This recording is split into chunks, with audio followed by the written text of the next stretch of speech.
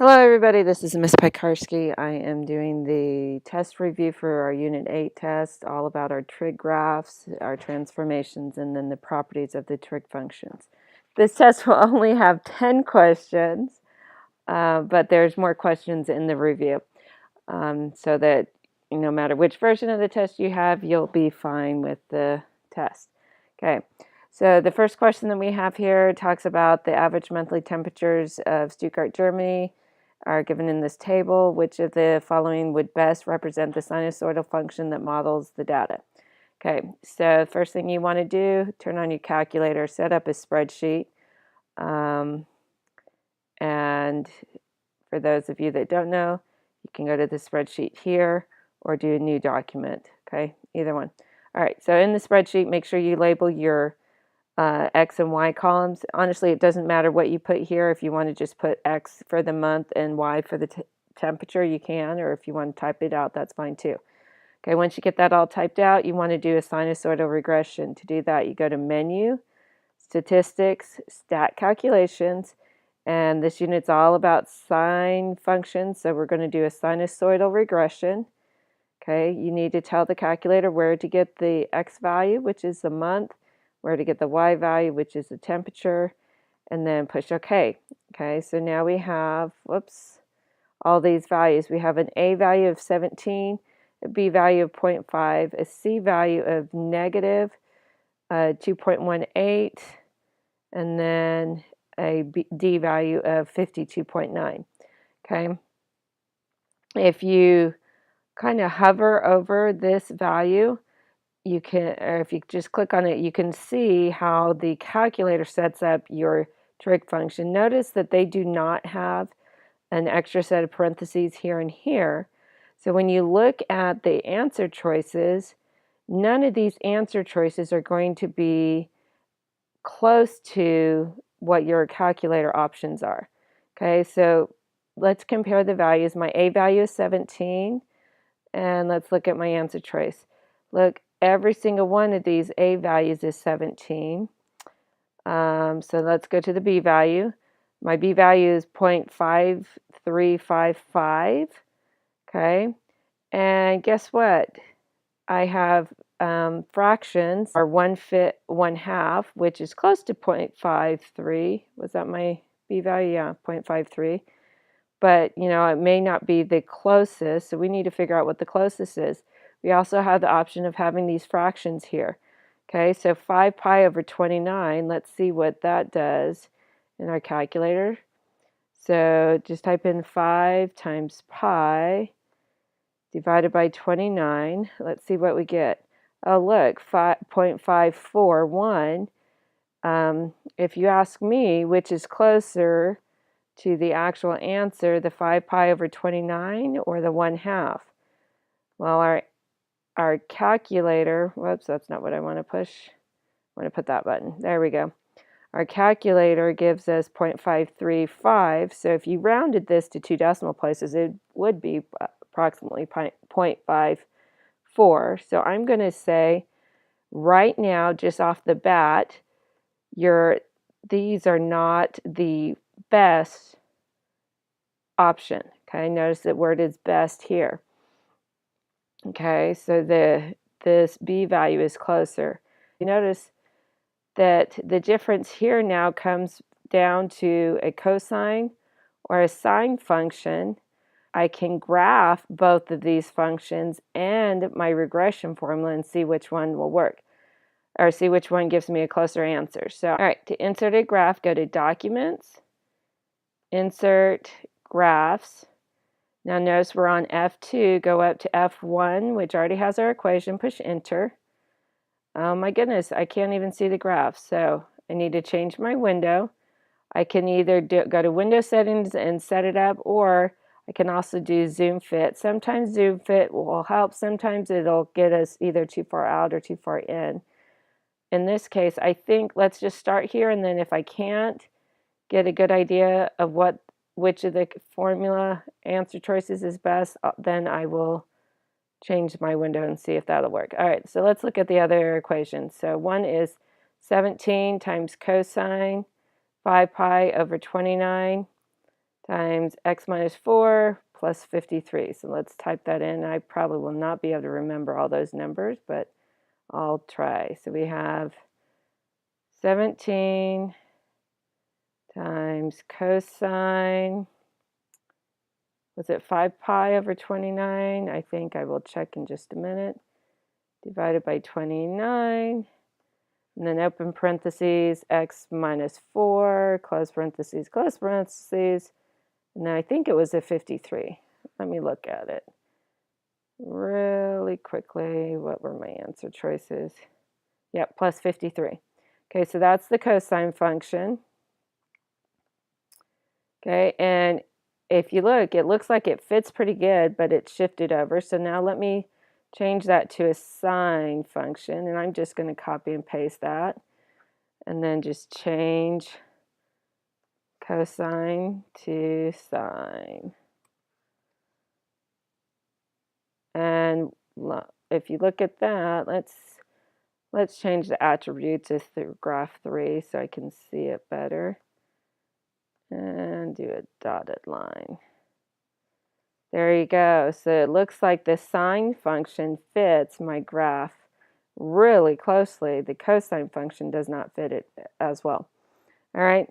So that was just how to get a regression formula and then how to find the best fit. So in this case, my cosine function is not the best fit. The best fit will be my sine function. All right, moving on to the next question. Which of the following functions has an amplitude of 1/5 and a period of pi over 3? Well, amplitude is pretty easy. That's just your a value, and both of these have an amplitude of 1/5. Whoops, get that out of my way. So this is B is not working and C is not working. Now I need to figure out which of these has a period of pi over 3. So to find my period, I'm going to,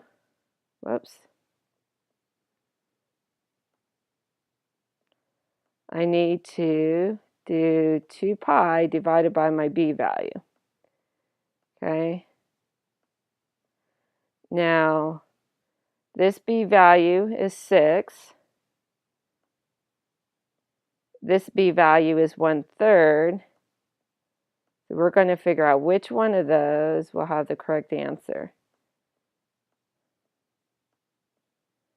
Okay, watch this. Even though it's x over 3, my B value is actually 1/3. Okay, with this one, to get the actual answer, you're going to have to do the whole keep, flip, change thing. And when you do that, it does not equal pi over 3. Okay, what this equals is, I think it ends up equaling 6 pi. Okay, but here, when you reduce the 2 and the 6, you get pi over 3. Okay, so the correct answer, again, is A. There's another one. Consider the function y equals e times cosine k of, notice I'm using the letter theta here. You could, sometimes your worksheets or your textbooks will use theta to replace x. Minus p plus v, which variable would you change if you wanted to stretch the graph vertically? Okay, so I'm stretching and I'm stretching it vertically. Okay, that's all your amplitude, so it's the first letter. Now notice that I don't have A, B, C, and D here, but it doesn't matter what the letter is. It's always going to be whatever number you're multiplying your trig function by, way out here, is going to be your vertical stretch. Okay, so in this case, correct answer is E. Same type of question, but this time I want to know which is, if you want what to change, if you want to stretch the graph horizontally. In that case, that would be this letter. Normally we put a B there, but it honestly doesn't matter which letter as long as it's inside the parentheses here. And then same type of question, but this time we want to know what to change if we want to shift the graph horizontally. And that will be this one here. So that's a correct answer. And then to shift the graph vertically will be the letter right here. It's going to be this answer. Okay. Here's two questions, and they're both very similar. One of the questions you need to find the function that is odd. The other ones you need to find the functions that are even. Okay, so sine is an even function. Okay, remember there's several different versions of the test, and I don't know which one you're going to get. So some of them will ask for the odd function, some will ask for the even functions. Sine is an even function. Cosine, oops, I am going backwards on that. Sine is an odd function. Cosine is an even function. Secant is an even function. And cosecant is an odd function. Okay, so which of the following are odd? That's sine and cosecant, so that'll be option 1 and option 4. So for the first question, the correct answer would be D. Those are the two odd functions. Which ones are even functions? That's the cosine and secant. So that's option 2 and 3. And this is the correct answer for this question. All right, here's an application problem.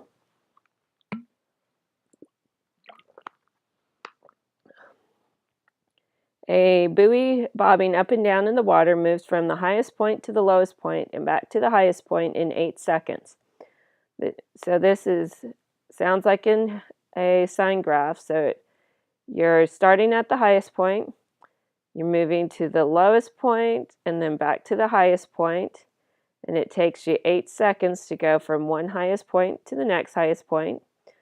The distance between the highest and lowest point is 13 feet. So if this is my lowest point here, and these are my highest points up here, this distance is 13 feet.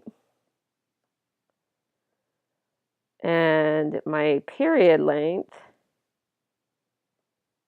is from here to here, and that's 8 seconds. Okay. Which of the following sinusoidal functions best models the situation? All right. So if this is the distance from the highest point to the lowest point, to find my A value or my amplitude, it's going to be 13 divided by 2.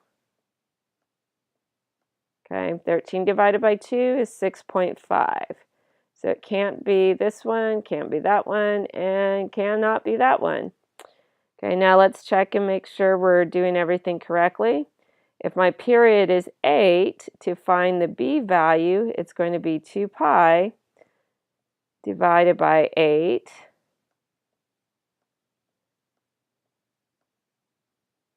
So then my B value would be pi over 4. Okay, notice the pi over 4 here, and I have the t, and this time we're using t instead of x. Doesn't matter which variable we use as long as it's a variable. All right, so in this case, C was the correct answer. All right, question 10. I'm tired. Sorry, it's 9:30 at night. Question 10. Use the graph of function y equals secant x to find the equation of the asymptotes. So I need to know where my asymptotes are. So with this is secant x, it looks like I have one asymptote here, one here, and another one here, and one's right here, and so on. It's going to keep on going forever. So I'm not going to do all of these. But essentially, these are where my asymptotes are.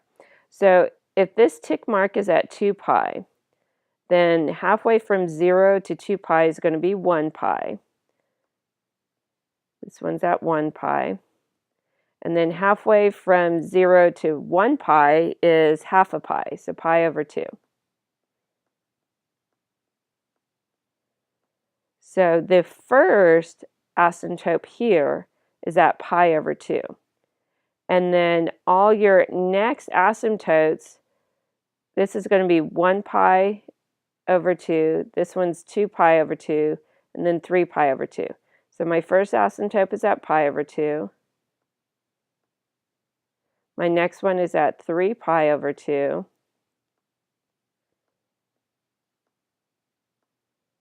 The next one's going to be, this will be 4 pi over 2, and then this is 5 pi over 2. So 5 pi over 2. So in this case, my asymptotes are at increments of pi over 2, but notice how each of these numbers normally, if you don't have a number in front of your pi, then your number is 1. So this is 1, 3, 5. Do you notice how all of your numbers up top are odd numbers, okay? So we need to find the option that has pi over 2 as part of the formula. Neither of these have pi over 2. You have a pi over 2 here, and you have a pi over 2 here. But then the n is your extra number, okay? And where n is an even integer, well, this is 1, 3, 5, not 2, 4, 6.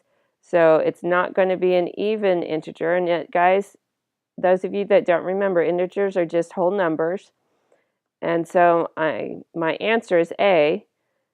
I'll have an asymptote at every pi times n over 2, where n is an odd integer. So 1, 3, 5, 7, 9, 1,000,001, as long as my number is an odd integer and I'm multiplying by pi over 2, then I'm going to have an asymptote there. All right. Next one, use the graph of the function y equals cosine x to find the equation of the asymptotes.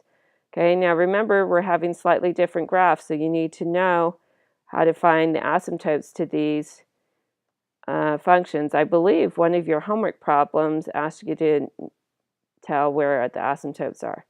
Okay, so again, we're at 2 pi here, so halfway between 0 and 2 pi is going to be pi. So this asymptote is at pi. This one's at 2 pi. So it looks like we're doing whole increments of pi. This one's going to be at 0, and then negative pi and negative 2 pi. So this time we have whole numbers, so it's pi times some number n, and our options are n is just any integer, whether it's even or odd, or n is an odd integer. So right now my n value here is 1, here my n value is 2, next one my n value will be 3, and then 4 and 5 and 6. So this time it's not going to be an odd integer, it's any integer here. Okay, so the correct answer would be C. All right, 12 and 13, two very similar questions, which is an equation of a sinusoidal function that represents a transformation of f of x equals tangent x if the graph is compressed vertically by a factor of 1/3 and shifted to the right. So that's my my vertical compression and a shift to the right. So this is my A value, and this is a C value. So notice I have two of my options have an A value of 1/3, or excuse me, two formulas that have 1/3, but this is a B value, not the A value. This is the only one that has an A value. So let's check and make sure. So we know it's not this one. We know it's not that one because the A value, that doesn't have an A value, or the A value is 1. This one's A value is 3.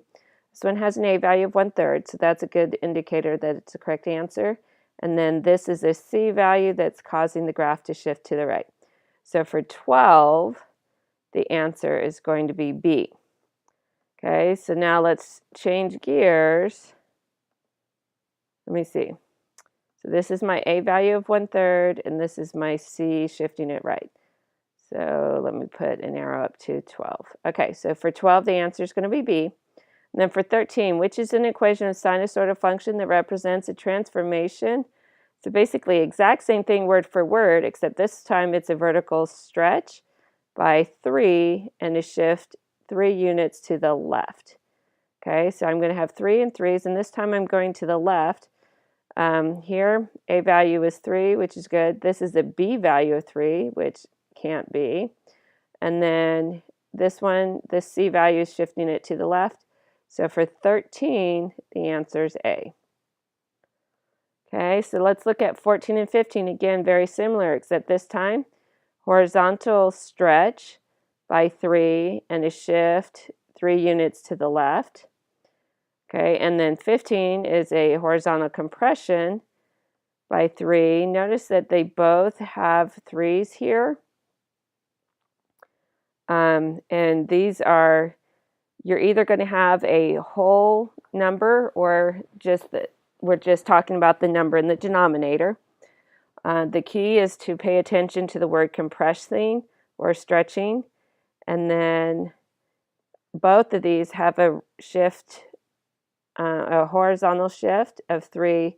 One is to the left and one is to the right. Let me move that out of the way. Okay, so for 14, we're moving it to the left. So that means that I should have x plus 3. I've got 2 options, and I already know that we've already used A, we've already used B, so I can pretty much just cross those out of the running. Now my options are between C and D. So for 14, let me see, a horizontal stretch. So that means I'm going to have a fraction with a 3 in the denominator, and then it'll be x plus 3 to go to the right. Left, excuse me, I misspoke. This says left. All right, so this is the correct formula for the problem 14. And then that just leaves C for problem 15. Let's check and make sure it's correct. A whole number 3 does compress the graph, and then this does shift it to the right. So 15, the answer would be C. Hopefully you guys remember all your transformations.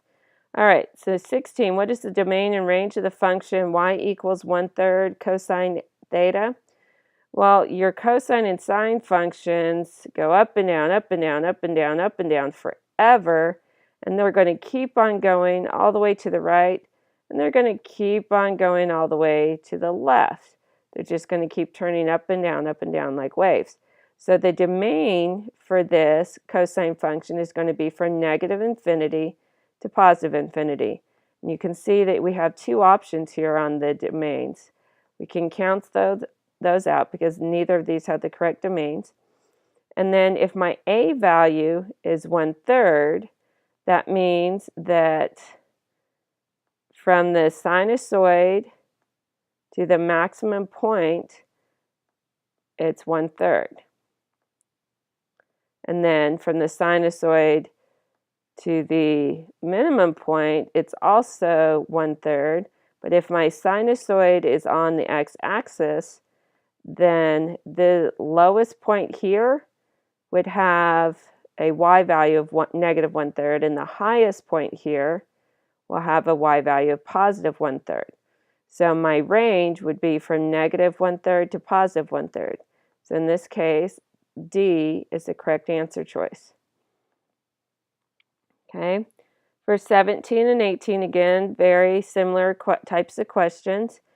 For 17, what is the vertical shift of the graph of -2 times cosine 4 times theta minus pi over 6 minus 8? So vertical shift, we're talking about our A value.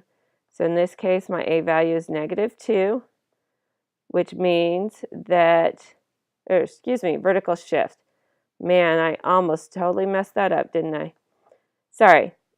We're talking vertical shift is my D value, and the D value is -8, and so that means that we are shifting down. We're going down.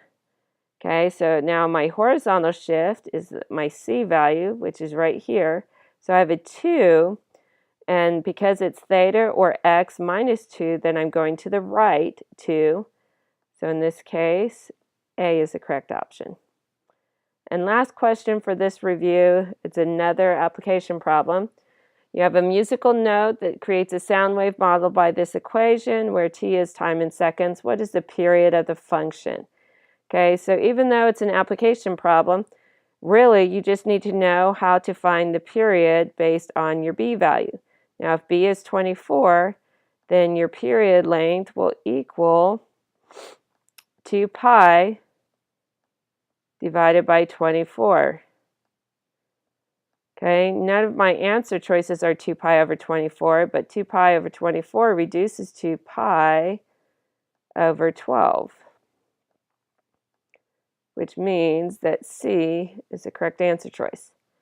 All right, so I hope you were able to remember some things from this review. Please fill out your index card and bring it to the test that we're doing on Friday. Most likely we are going to be in one of the computer labs. If that changes, I will send out a reminder. All right, have a good night. Bye.